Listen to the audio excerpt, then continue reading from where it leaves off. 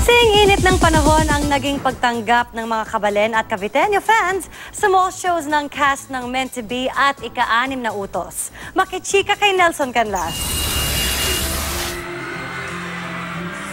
Tulad ng kanilang naunang show, di rin mahulog ang karayom ang mall show ng cast ng Meant to Be sa General Trias, Cavite.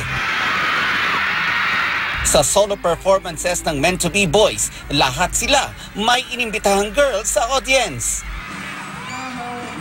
May nakapag-participate din sa trip to Jerusalem with the boys.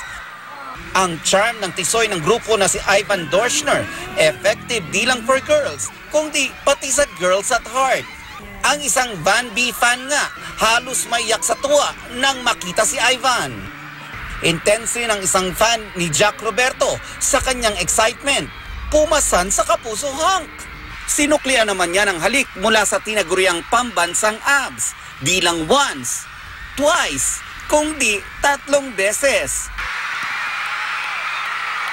Ang Indian hati naman ni si Adi Raj, nagpabilib sa pagkanta ng isang Filipino song. Todo hiyawan din ang audience sa song number ni Ken Chan. Habang si Barbie, song and dance number naman ang inihanda. Halos pag-agawan naman ng boys si Barbie nang magsama-sama sila on stage. Siyempre pa, nakisingalong ang fans nang kantahin ang theme song ng nangungunang rom-com series.